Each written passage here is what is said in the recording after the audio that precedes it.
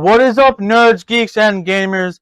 It's Rage, and today we're going to be making some nice chicken quesadillas. Now, this is a really simple,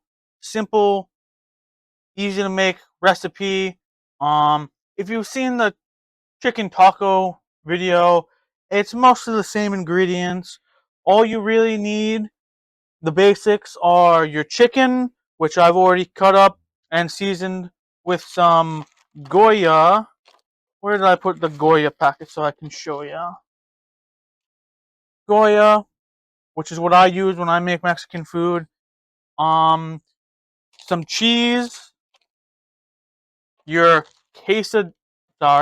your tortilla shells, and some oil, along with butter for the chicken. But that's really all you need. It's a really super simple recipe. Takes like 20 minutes. But I'm also going to be making a knockoff Taco Bell sauce. And for that, you're going to need some granulated sugar, salt, some cayenne pepper flakes, some ground cumin, some pickled jalapenos, some paprika, garlic powder, and some mayo. And it's going to become a really delicious sauce that, in my opinion, actually tastes better than the Taco Bell version, which I think is called Jalapeno Ranch, and you can probably buy at the store. So if you would prefer to do that, go ahead. And I know, with the jalapenos, the cayenne peppers, paprika, this seems like it's going to be a spicy sauce. Trust me, as someone who doesn't handle spice all that well, it really isn't. And you can even, remove the cayenne peppers or use slightly less jalapenos if you want. It's really up to you. So obviously the first step with this would be cooking our chicken, which I'll do now, and I'll get back to you after I'm done with that. I lied, guys. I completely forgot about the fact that I have to make the sauce. Duh. So we're actually gonna make the sauce while the chicken cooks. Um, Really simple, really easy recipe. Makes a absolutely delicious sauce that I highly recommend. And if you guys do make it, please let me know in the comments down below. I really want to know what you guys think, especially how you guys think it compares to the Taco Bell sauce that they use on their quesadillas. But the first step out is getting your mayo and measuring out half a cup of mayo. Half a cup of mayo. And go ahead, put it into a bowl. And as I said before, if you don't want this to be super spicy, feel free to use less jalapenos, less jalapeno sauce, less cayenne pepper, less paprika. I haven't done that myself, so I don't know how differently it'll taste. But as someone who doesn't have a super high spice tolerance, I really don't think that this sauce is too spicy. Um, I recommend at least giving it a try if you can. So once you're done with that, go ahead and mince up your pickled jalapenos. I'm gonna go ahead and do that now, and then come back after I've done it. But I just want to say, when you go to mince it up, do try and cut it into really, really tiny pieces. Uh, if you don't, and I've had this happen before when I've made the sauce, if you don't make it tiny enough that the pieces kind of disappear into the sauce, they kind of just like lump together as you use it. Uh, Whether or not you're using it as dipping sauce or if you're going to put it on your quesadillas like I will, which is how I recommend using it. But if you're using it as like a dipping sauce, um, the quesadillas don't really like to pick up the jalapeno pieces, so you kind of get it stuck at the bottom of the sauce when you're almost out of sauce. So yeah, I'll be back after I've minced up these jalapenos and added them into the mayo. Alright fellas, So I did the 4 teaspoons of pickled jalapenos and the half cup mayo. And now it's time to try and get ourselves 4 teaspoons of pickled jalapeno juice. Isn't that fun? Just be careful and try not to make a mess. Pour it out over the dish that you're making the sauce in case you do spill any. Um, that's like the hardest part done with regards to making the sauce. Um, so after this, all we really need to do is measure out our seasonings, and you want to be pretty careful. I don't know if it's just me or not, but for some reason when I'm doing this, I have a hard time doubling the amount. Like I accidentally put in 2 whole cups of mayo instead of the half a cup that I needed to. Luckily, I scooped it back out, but still, kind of just something to watch out for in case I don't know, in case your brain functions like mine, I guess. So the next step is let's go ahead and do our sugar, which is going to be 1.5 teaspoons, which means I should probably go and clean this off so that way it doesn't mess up our sugar. So yeah, I'll just like measure it by eye. 1 whole teaspoon, and then because I'm too lazy to use a half teaspoon, what looks like half a teaspoon in the teaspoon. Ta-da! Okay. So then let's go ahead. Let's see, 1 teaspoon cumin. Which one of these little guys is cumin? Right there. 1 teaspoon cumin, which takes a little bit of effort to actually get out. I hope you guys are using freaking anything but tones or tonies or however the frick you pronounce this. I don't know. They always make it so difficult to measure. Can I just pop off the lid? Oh, okay. Just pop off the lid, fellows. Make it way easier. Oh man, we might not have enough cumin.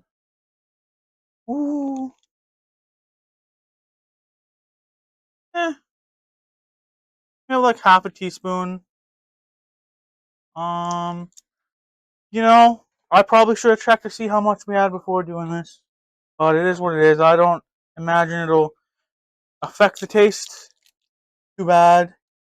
At least that is my hope. So, let's see. Okay, 1 teaspoon paprika is next. Okay, be very careful about this.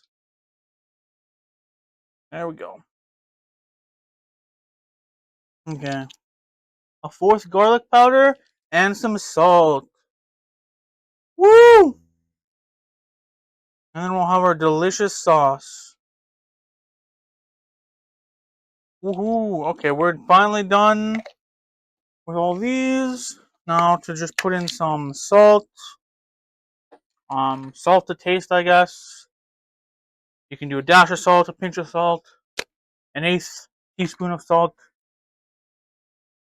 I'm gonna do like 4 turns of my salt shaker, grinder, thingamajiggy, and call it good. And now we need to go get a spoon, and actually we can just use our freaking. Yeah, let's go get a fork. Let's use a fork and stir it up.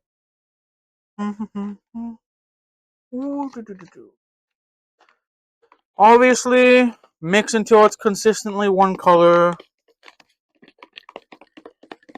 which should be a reddish color. I mean, I think basically everything we put in here was a red of some sort.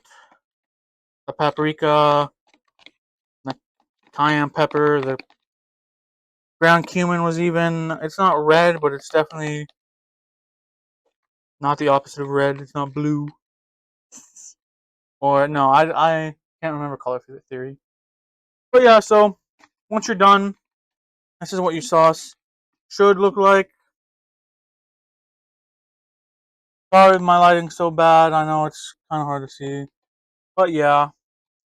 And we're going to end up putting that on our quesadillas. So I'm going to check on the chicken, and once that's done, I'll be back at you to show you how to make the quesadillas. Alright, so I have the chicken turned off, cooling down just a little bit, just so I don't accidentally burn my hands while I'm actually making the quesadilla.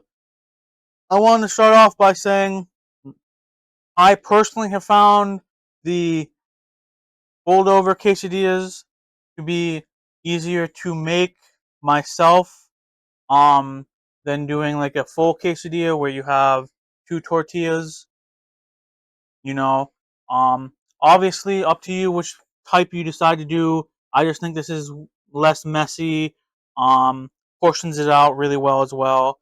So personally, I like to just create the seam in the middle by folding my tortilla shells in half, and that kind of lets me know, okay, one side is where I put the chicken and cheese, and the other side is where I'm going to be putting my sauce. Also helps it fold over in the pan a little bit easier when you go and put that in the pan to fry. Speaking of, I'm going to go ahead and get started on warming up my oil. You don't need a lot. I don't know how well this comes through. You really only need enough to coat the bottom of the pan. Um, Too much makes it like super oily. Obviously too little means that you don't really get like a nice even heat when it comes to cooking your quesadilla. But like making sure the bottom of your pan's shiny with oil, like not enough to come over the tortilla shells themselves is nice. I'm gonna go ahead and put this on a medium heat, a little bit lower than that, something like that. Heats up the oil pretty fast, but doesn't make it so hot that I'm burning the tortillas as I'm cooking them, putting them in the pan. So now that we have the oil started and we have the tortillas, go ahead and, as you can see, I have my tortillas on paper towel. Uh, Helps with making things less messy. And also, if your countertop is dirty or whatever you're making these on, obviously you don't want to make your tortillas dirty as well. So I like to put a little bit of cheese first, and then I'll put the chicken, and then I'll put the cheese again. I find that it just helps the quesadilla bond with itself a little bit better than just having cheese on one side or the other. There's a whole quesadilla. Uh, I don't know what the term would be. Mythology. It makes it sound cool, but you don't want your quesadilla when you're like going to cut it into pieces or anything like that. You don't want to have it so your quesadilla won't actually cut and ends up spilling tons of your chicken out or what have you.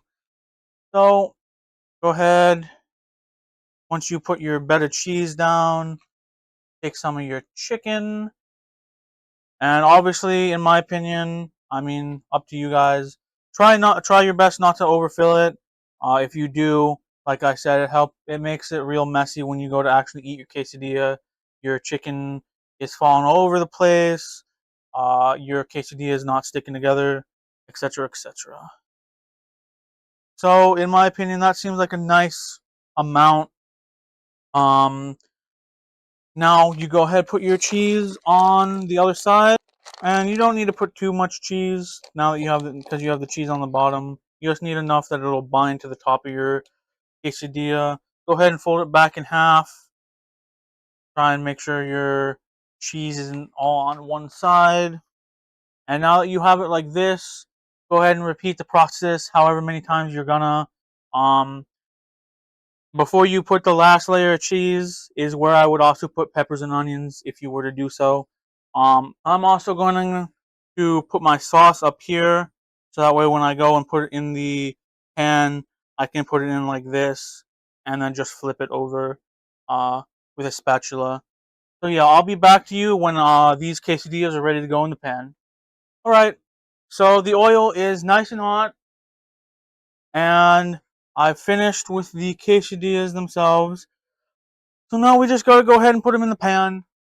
Um, My pan's only big enough for one. Some of you guys might be able to make two at a time. Up to you. Obviously, you guys know your kitchen far better than I do. But the best way to pick these up, in my opinion, is to fold them and then pick them up from the front. It helps with making sure you're not spilling your cheese or your chicken out the sides. And you guys can hear that it's sizzling away. Try and center it as well as you can in the pan. And I'm gonna go ahead and take a spatula and to try and make sure the cheese binds as well as can be. I'm gonna use the spatula to push down on the quesadilla. Hopefully help it crisp up a little more evenly. Obviously, hopefully make sure the quesadilla stays together and have the cheese melted throughout. So yeah, just this will hopefully only take like 10 minutes to make my 2 quesadillas, probably even less than that. Obviously, like I said, I didn't want to pack it super full, so that way it would stay together. So yeah, just take some time, adjust the heat if you need to. I think the medium-ish heat that I have it at is actually a really good temperature, and just let it heat up, let it cook, let it freaking get nice and crunchy. I love a crunchy quesadilla. And I'll be back to you guys once I'm done cooking these, and I'm gonna go ahead and taste test them. And by taste test, I mean I'm gonna eat them because I know they're gonna be fire. Quesadillas are done, guys. The quesadillas are done, and I've managed to get them beautifully golden brown and crispy. I don't know if you guys can hear that. Nice and crispy, but not so crispy that it's burnt, which is a fucking win.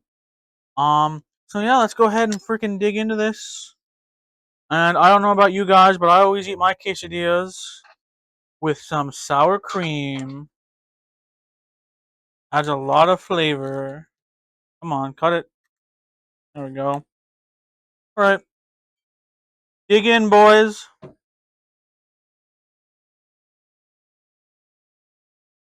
Mm-hmm.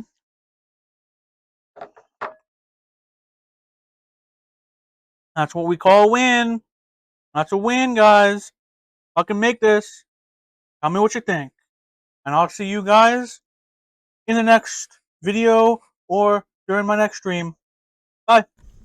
If you enjoyed the video, please don't forget to like, subscribe, and hit that bell notification to get notified when I go live or release a video. It really helps me out and makes me more motivated to continue streaming and making YouTube videos and stuff like that. Hope you have a good rest of your day. Peace.